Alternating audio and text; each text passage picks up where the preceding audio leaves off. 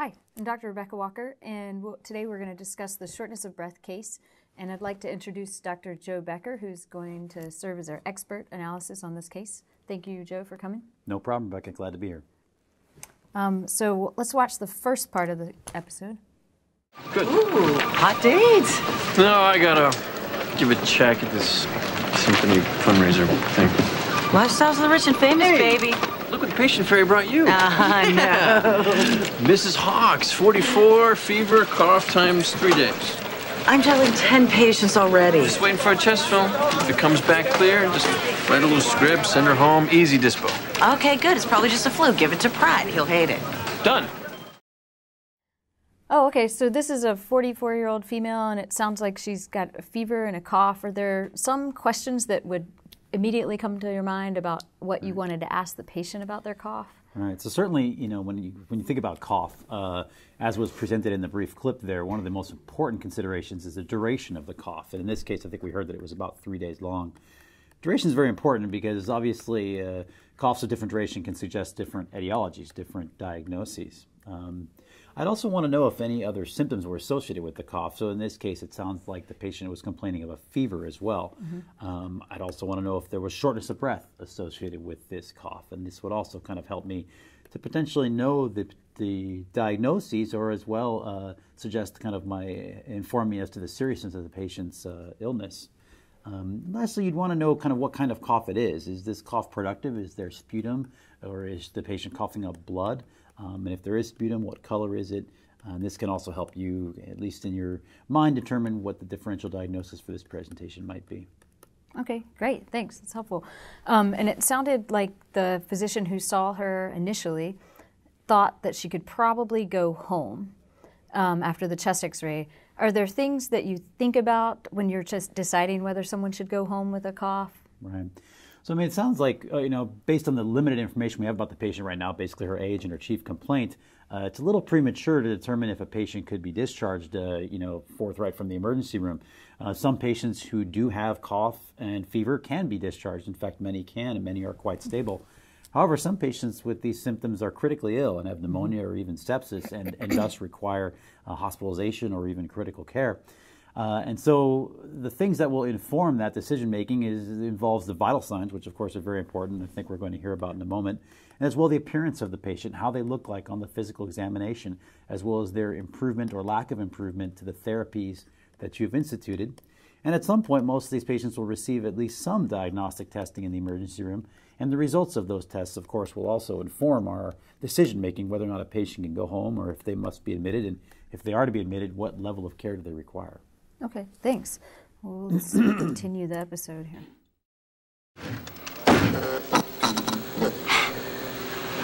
Pneumonia. The right lobe is completely socked in. So much for an easy dispo. Did you run labs? White count is 27,000 with the left shift. Gram-negative rods in the sputum. Call ICU. Okay, wow. Well, I think you had even mentioned pneumonia, and it sounds like that's what the patient has.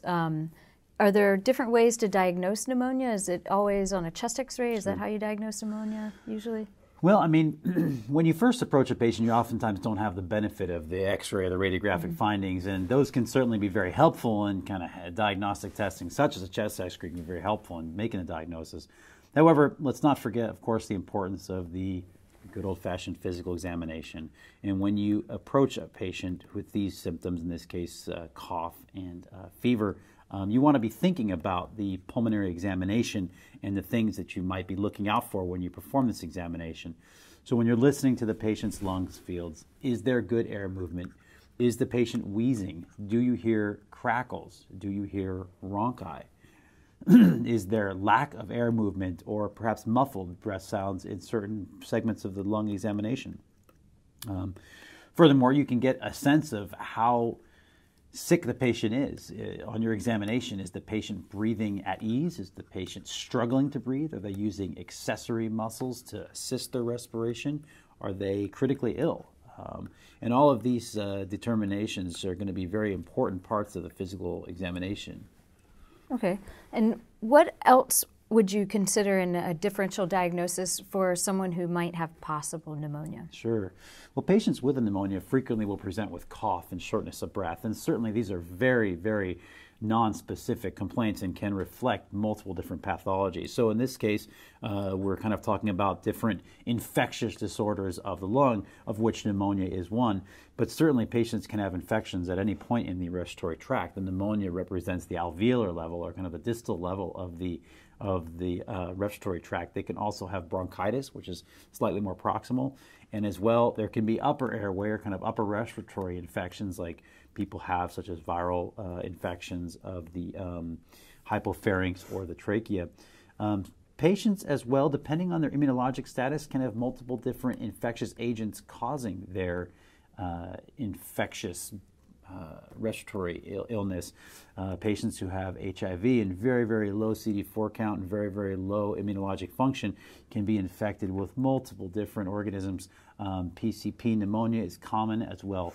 Viral pneumonias and fungal pneumonias must be considered. So that's basically the approach I would take when considering infectious etiologies, but certainly not all patients with shortness of breath have an infection.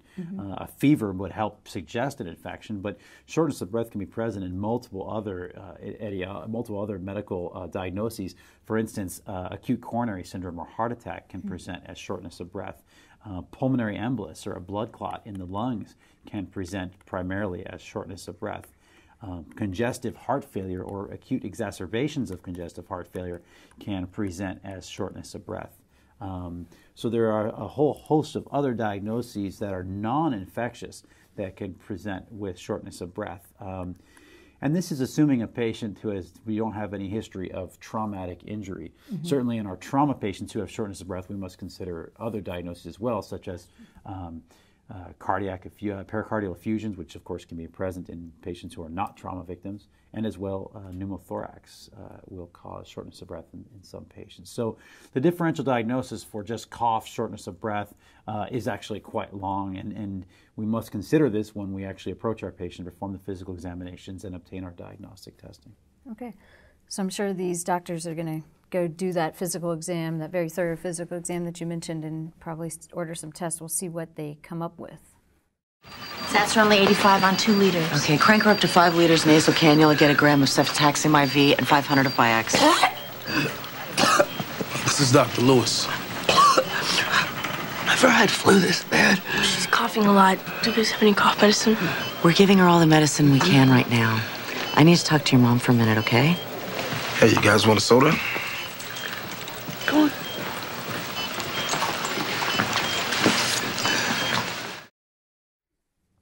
Okay, so they just mentioned some medications, and then the child mentioned cough medicine. What is the treatment for pneumonia? Sure.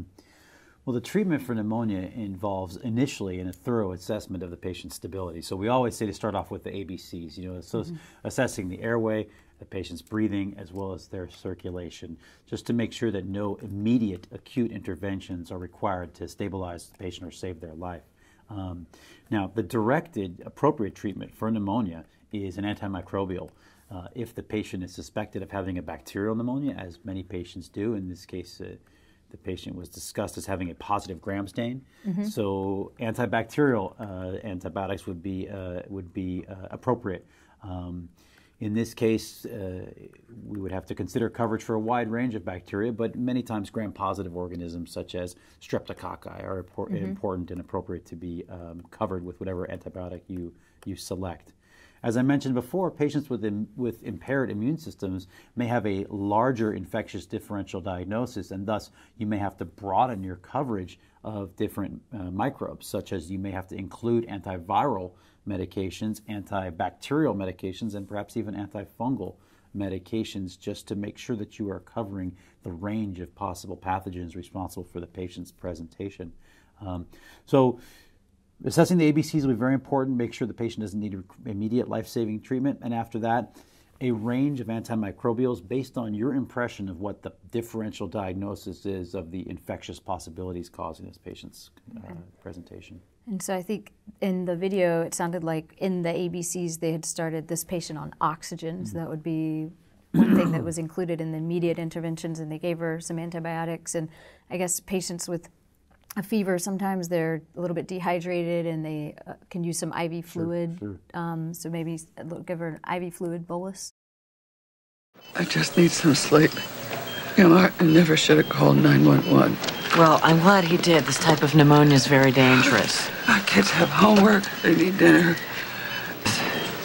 Buy me a prescription. I'm going to get it filled on the way home.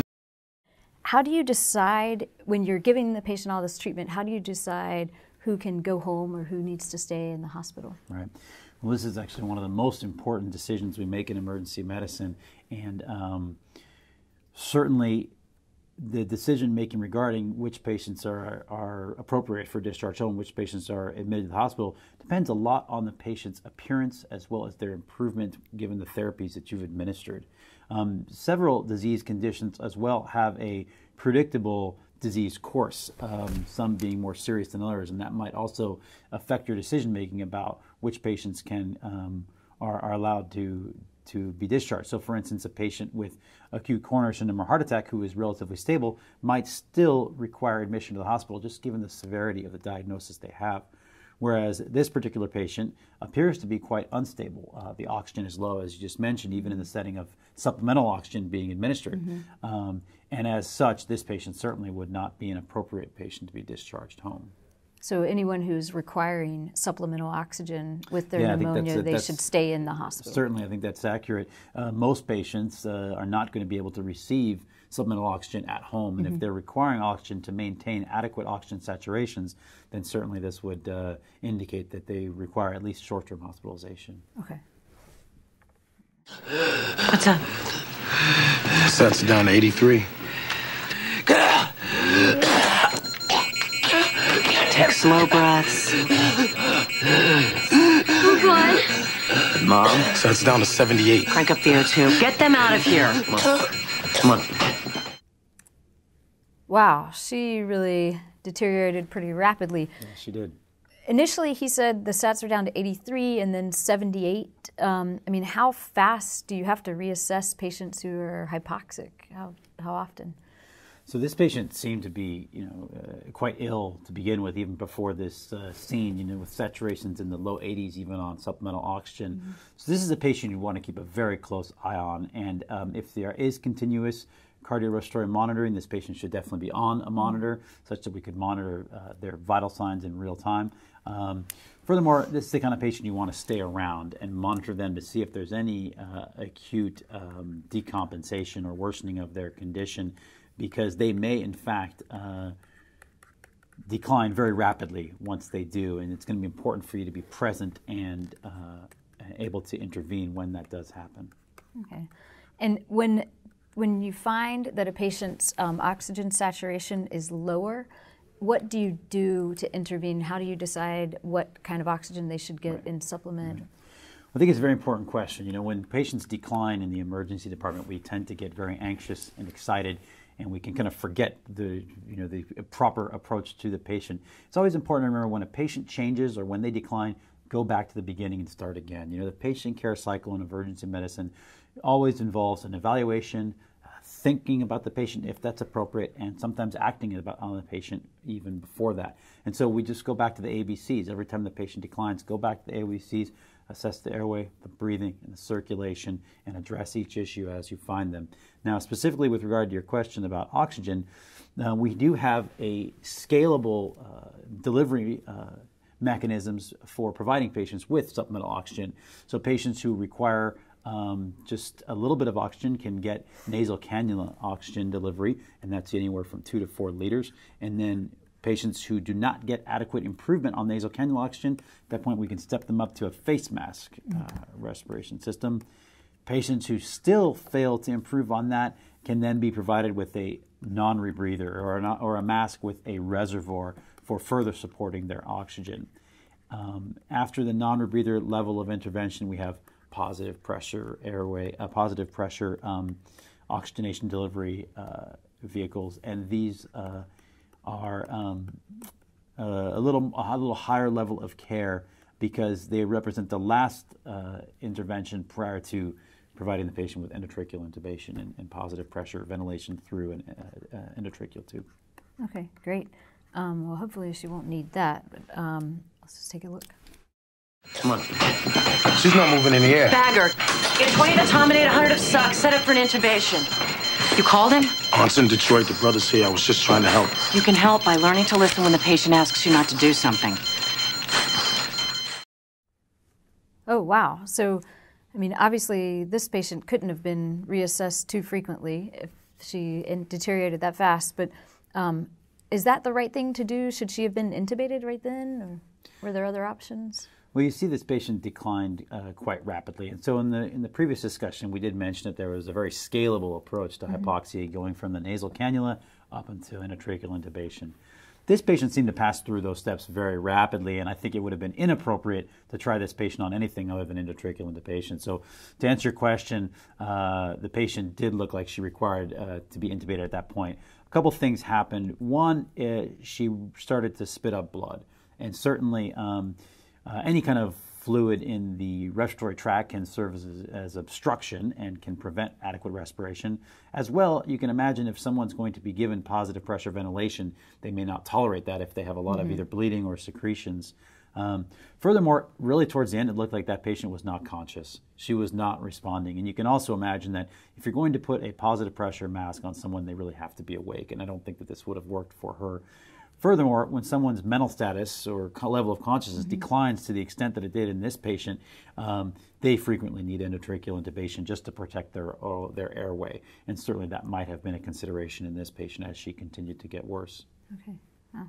Wow. Oh, thank you. And, you know, just in general, it seemed like she came in and they thought that she had the flu maybe. She must have looked pretty well, and she did deteriorate pretty rapidly. So just in thinking back, are there things that we could have thought differently, or the doctors in the episode, you know, what can we kind of learn from this case and take from it as physicians taking care of patients that may deteriorate fast? Certainly.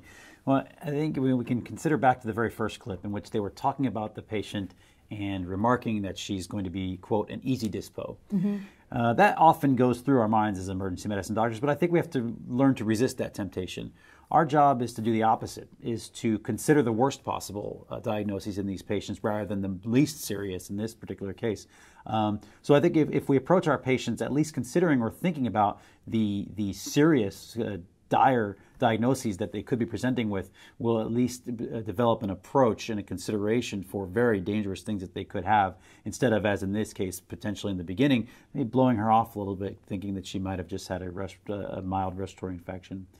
Furthermore, almost very linked to that, I think, is kind of the axiom that we should always be prepared for these kinds of very rapid declines in patient condition, because they certainly can happen at any point, particularly with patients with respiratory issues.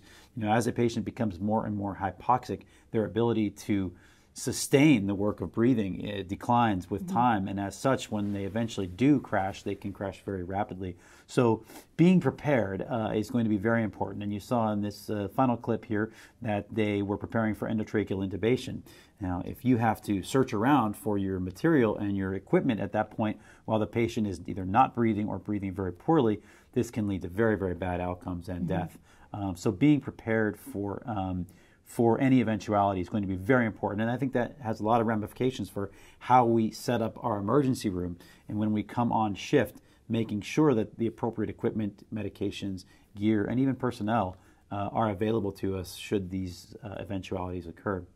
You know, the last thing I'd say as well is, you know, we kind of mentioned a second ago, is just reevaluating our patient very frequently is going to be very important. You know, patients decline, and there can be subtle warnings that kind of announce these declines before they happen. And if we can pick up on these subtle changes in patient condition, we may be able to forecast bad things before they actually happen and then intervene to prevent that. So certainly in this case, endotracheal intubation was necessary, and it's potentially could be argued that this was not predictable, but it did certainly appear that this patient looked very bad even from the beginning. And so I think it would have made sense to prepare for the eventuality of clinical decline in this patient. Yeah, certainly a good thing that they did keep reassessing this patient so she didn't deteriorate in a room by herself. Of course, without good observation or monitoring. Sure. Well, thank you so much for coming today and giving us some valuable insight. Great. Happy to have been here.